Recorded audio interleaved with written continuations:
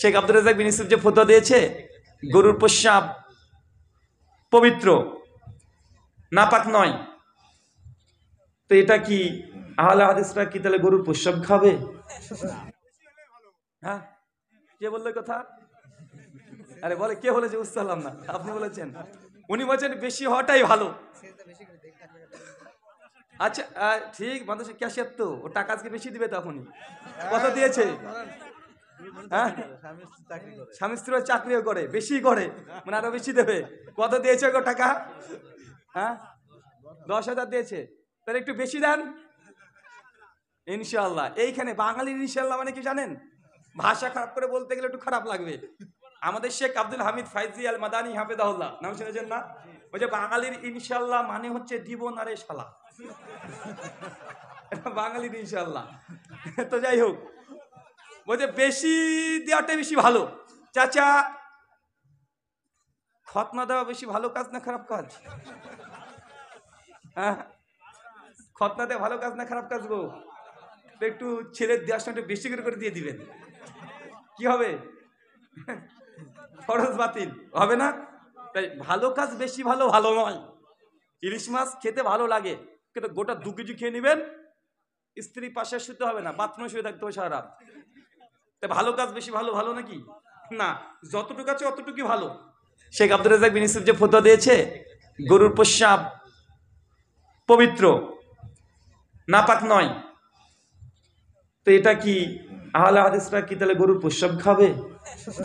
এরকম কথা বলে না কিছু মানুষ আছে, যে যে গরু, যে গরুর প্রস্রাব যেহেতু পবিত্র, তাহলে গরু তোমরা প্রস্রাব খাও। ভাই মনে রাখবেন, কোন জিনিস পবিত্র হলেই সেটা খেতে হবে। তোকে কে বলেছে হুজুর ঘাস পাক না পাক? তো হুজুর তুমি খাও। মাটি পাক না পাক? পাক, তো তুমি খাবে নাকি? গাছের ছাল পাক না পাক? পাক, তুমি খাবে? তোমার স্ত্রীর চামড়াটা পাক কি পাক না? মানে কামড়ে কামড়ে খাবে নাকি? তা পাক হলে খেতে হবে, তোমাকে কে বলেছে? একটা হুকুম আর খাওয়ার হুকুম দুটোর মধ্যে পার্থক্য থাকে। শুকরান। জুমার দিনে কয় আযান দিতে হবে, একটি না দুটি? দলিল সহ বলবেন। জুমার দিন একটা আজান দেবে না 2টো আজান? এটা ভুল, প্রশ্নটাই ভুল। জুমার দিনে আজান কয়টা হয়? 2টা না 3টা প্রশ্ন করতে হবে। থেকে পানি পান করা যাবে কিনা? চাচা হবে, আপনারটা হবে, লাইনে দাঁড়ান। মানে জুমার আজান আমরা একটা না 2টো বলছি, আসলে হাদিসের ভাষায় একটা 2টো না, হাদিসের ভাষায় 2টা না 3টা বললে হয় যে এই হুজুর তো সবই উল্টা বলে রে ভাই। আচ্ছা বলেন তো, কবরে প্রশ্ন কটা করা হবে? ভুল।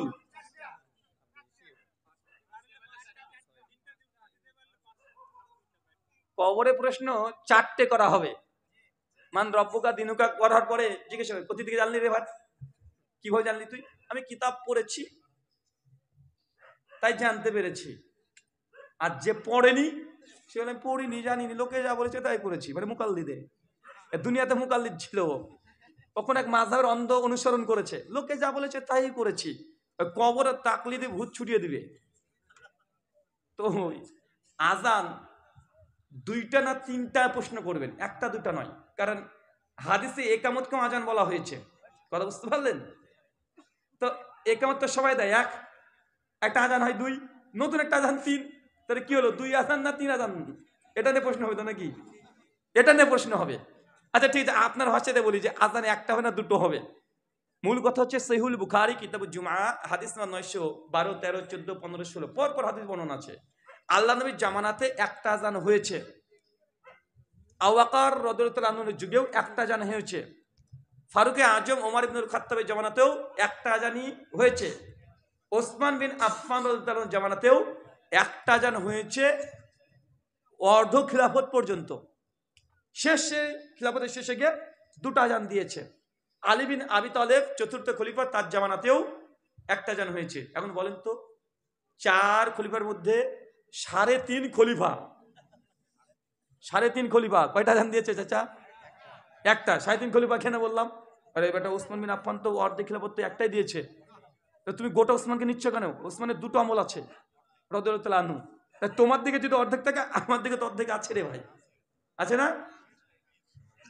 তাই 3.5 খলিফা হয়েছে। কটা দিয়েছে? নবী কটা দিয়েছে?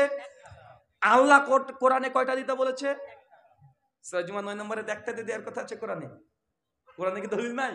কোরআনেও তো আছে, কোরআনেও একটা আছে, নবীও একটা দিয়েছে, 3.5 খলিফাই একটা দিয়েছে। এখন চাচা বলেন তো তাহলে একটা ভালো না দুটো ভালো?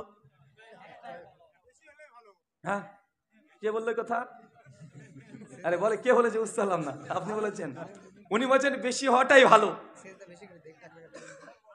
আচ্ছা ঠিক, মানুষের ক্যাশিয়ার তো ও টাকা আজকে বেশি দিবে তখনই। কত দিয়েছে? হ্যাঁ, স্বামী স্ত্রী চাকরিও করে, বেশি করে, মানে আরো বেশি দেবে। কত দিয়েছে গো টাকা? হ্যাঁ, 10,000 দিয়েছে, তাহলে একটু বেশি দেন ইনশাআল্লাহ। এইখানে বাঙালির ইনশাআল্লাহ মানে কি জানেন? ভাষা খারাপ করে বলতে গেলে একটু খারাপ লাগবে। আমাদের শেখ আব্দুল হামিদ ফাইজি আল মাদানী হাফেজাহুল্লাহ নাম শুনেছেন না? ওই যে বাঙালির ইনশাআল্লাহ মানে হচ্ছে দিব না রে শালা, এটা বাঙালির ইনশাআল্লাহ। তো যাই হোক, বলছে বেশি দেওয়াটাই বেশি ভালো। চাচা, খতনা দেওয়া বেশি ভালো কাজ না খারাপ কাজ? হ্যাঁ, খতনা দেওয়া ভালো কাজ না খারাপ কাজ গো? তো একটু ছেলের দেওয়ার সময় একটু বেশি করে দিয়ে দিবেন, কি হবে? ফরজ বাতিল হবে না? তাই ভালো কাজ বেশি ভালো ভালো নয়। ইলিশ মাছ খেতে ভালো লাগে, কিন্তু গোটা 2 কেজি খেয়ে নেবেন, স্ত্রী পাশে শুতে হবে না, বাথরুমে শুয়ে থাকতে হবে সারা রাত। তাই ভালো কাজ বেশি ভালো ভালো নাকি? না, যতটুকু আছে অতটুকুই ভালো। তাই বোঝা যাচ্ছে যে নবীও একটা দিয়েছে, কোরআনও একটা বলে, 3.5 খলিফা একটাই বলেছে, অতএব একটাই নবীর সুন্নাত, খোলাফায়ে রাশিদিনের সুন্নাত। ওসমান বিন আফফান তিনি দুটো দিয়েছে। আমরা বলি না যেটা বিদাত, যারা বিদাত বলে সঠিক নয়, কারণ এখানে সাহাবীর আমল বিদাত হয় না, কারণ সাহাবীদের আমলটাও শরীয়তে দলিল। জামে তিরমিজি হাদিস না 2676, আল্লাহ নবী বলেছেন পরিষ্কারভাবে, আমি দুনিয়া থেকে চলে যাওয়ার পরে ইখতিলাফুন কাসীরা, অনেক বড় বড় মতভেদ হবে। ফালাইকুম বিসুন্নতি, তখন আমার সুন্নাতকে আঁকড়ে ধরো, ও সুন্নাতে খোলাফায়ে রাশিদিন, এবং আমার খলিফাদের সুন্নাতকে আঁকড়ে ধরো। এখন ওসমান বিন আফফান খলিফা কি খলিফা নয়? খলিফা। তাহলে তার কোন ফতোয়া বা আমল সেটা বিদাত বলা যাবে? যাবে না। যদি হয় তাহলে কোরআনকে বাইন্ডিং করা এটাও বিদাত হয়ে যাবে, হবে না? হয়ে যাবে। কিন্তু কোরআনকে বাইন্ডিং করা কেন বিদাত নয়? যদি খলিফারা করেছে, খলিফাদের আমল, এটাও হুজ্জাত, এটাও দলিল, কেন এটা নবী বলেছে। হ্যাঁ চাচা, তবে আপনি যেভাবে দেন এটা কিন্তু উসমানী আজান না। কিভাবে দেন আপনি? ওসমান বিন আফফান যে দ্বিতীয় আজানটা চালু করেছে, কোথায় চালু করেছে? বাজারে জাওরা নামক জায়গায়। চাচা আপনার মসজিদে কোথায় হয়?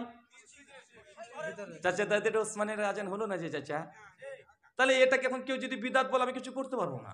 আমি আপনাকে বাঁচিয়েছিলাম, প্রথমে বাঁচাইনি আপনাকে, বাঁচিয়েছিলাম, কিন্তু আপনি ওই বাইরে কাছে ভিতরে ঢুকিয়েছেন, এখন আমি কি করে বাঁচাই বলেন তো আমাকে? আমি আপনাকে বাঁচাতে চাই, তার জন্য বলেছি ওসমান বিন আফফানের আজান বিদাত নয়, এটা সুন্নাত। কিন্তু আপনি যেমন দিচ্ছেন এটা তো ওসমানের আজান না। চাচা আমার দিকে বলেন তো, ওসমান বিন আফফান দ্বিতীয় আজান কেন দিয়েছিল? লোক বৃদ্ধি হয়েছিল, শুধু এটা একটা কারণ না, আর একটা কারণ আছে। হ্যাঁ, আলিম মানুষ নাকি গো? হ্যাঁ, আচ্ছা, সে বুখারী 915-17 নম্বর হাদিস। মানে সেই সময় তো চাচা মাইক ছিল না। মাইক ছিল নাকি সেই সময়? ছিল না। এখন মসজিদে যখন খুতবার জন্য আজান হতো, তো বাজারে সাহাবীরা থাকতো, আজান শুনতে পেত না। তাই কখন যে আজান হয়ে যায় সাহাবীরা বুঝতে পারতো না, বেচাকেনা করতে আছে। আর কোরআনে স্পষ্ট আয়াত আছে যে আজান যদি হয়ে যায় তাহলে বেচাকেনা হারাম। তো এই গুনাহ হয়ে যাচ্ছে। এই জন্য ওসমান বিন আফফান মনে করলেন যে না, আরেকটা আজান তাহলে মসজিদের বাইরে বাজারে দিয়ে দেবো, খুতবার আজান দিয়ে দেবো, তাহলে ওটা শুনে তাতে চলে আসবে, তাই তারা জুমাতে অ্যাটেন্ড করবে, খুতবা শুনবে। এই জন্য দ্বিতীয় আজান দিয়েছিল। কেন দিয়েছিল বলেন তো এবার? মসজিদের প্রথম খুতবার আজান বাজার মধ্যে পৌঁছাচ্ছিল না, এ না পৌঁছানো এটা হচ্ছে কারণ। কারণ ছাড়া শরীয়ত কখনো অ্যাপ্লাই করা যায় না। আচ্ছা চাচা বলেন তো, এখন যে প্রথম যে আজান দেওয়া হচ্ছে, এই প্রথম আজান এখন মসজিদের বাইরে যায় কি যায় না? গোটা এলাকা যায় না? এই তো আপনার খুব ভালো বুঝেছেন। তো ওসমান বিন আফফানের দ্বিতীয় আজান দেওয়ার কারণ কি ছিল? প্রথম আজান মসজিদের বাইরে যায় না, কিন্তু এখন মাইকের মাধ্যমে প্রথম আজান মসজিদের বাইরে যায় কি যায় না? তাহলে এক ঢিলে দুই পাখি, এক আজান নবীর তো সুন্নাত হলোই, ওসমান বিন আফফান যে কারণে দুই আজান চালু করেছে, প্রথম আজানে তা হাসিল হয়ে যাচ্ছে। এক ঢিলে দুই পাখি না? আমার দুইটা আজান দেওয়ার তো প্রয়োজন কি রে ভাই? কথা বুঝতে পেরেছেন না? এই ফিক গুলোকে একটু বুঝবেন। মানে ডাইরেক্ট হাদিস, আমি আগে বলেছি যে আমাদের ডাইরেক্ট হাদিস দেখে দেখে ফতোয়া দেওয়ার কারণে মানে নিগুড় তথ্য যে হাদিসের মধ্যে থাকে, মজা আলাদা ফিকের, মজা পাবেন যখন পড়বেন, এবং ফতোয়া দেওয়া, আলোচনায় প্রশ্ন উত্তর দেওয়াটা সহজ হয়ে যাবে। জি, আবু দাউদের 502 নম্বর হাদিস, দুই আজান দুইবার করে একামত দেওয়ার হাদিস হাসান। কেউ যদি দুইবার করে একামত দেয় তাকে বিদআত বলা যাবে না, হাদিস হাসান। শেখ আলবানী হাসান বলেছেন, ইমাম হাজার আসকালানি তালখিসুল হাবিরের মধ্যে হাদিসকে হাসান বলেছেন, হাফেজ জুবার আলী জাই এই হাদিসকে হাসান বলেছেন, শেখ শুআইব আরনাউত আমার জানার মধ্যে তিনি হাদিসকে হাসান বলেছেন, ইমাম হাকিম, ইমাম জাহাবি, বড় জামাত দুইবার করে একামত দেওয়ার হাদিস হাসান সহিহ। তাই কেউ যদি দেয় এটাকে বিদআত বলা যাবে না। তবে হ্যাঁ, এখানে কথা আছে। কি কথা আছে? একবার করে একামতের শব্দগুলো হবে, এটা নবীর আমল দ্বারা প্রমাণিত, এবং নবীর যিনি মুয়াজ্জিন ছিলেন বিলাল, তিনি একবার করে দিতেন। ইবনে আব্বাস অন্য সাহাবী থেকে দুইবার করে একামত দেওয়ার কথা পাওয়া যায়। তো এখানে বোঝা যায় ওসুল এখানে প্রয়োগ হবে। এক, নবীর একটা আমল, সাহাবীদের একটা আমল। এখন আমরা কোন আমলটাকে গ্রহণ করব? নবীরটা করব না সাহাবীরটা করব? ফাইন তানাজাতুম ফি শাইইন ফারুদ্দুহু ইলাল্লাহি ওয়া রাসূল। যখনই মতভেদ আসবে তখন আল্লাহ আল্লাহ নবীর দিকে চলে যাও। তার জন্য আমরা আহলুল হাদিসরা রাসূলের আমলকে এখানে প্রাধান্য দিয়েছি। একবার করে দিই, এটাই উত্তম, তবে দুইবার বিদআত নয়। শুকরান।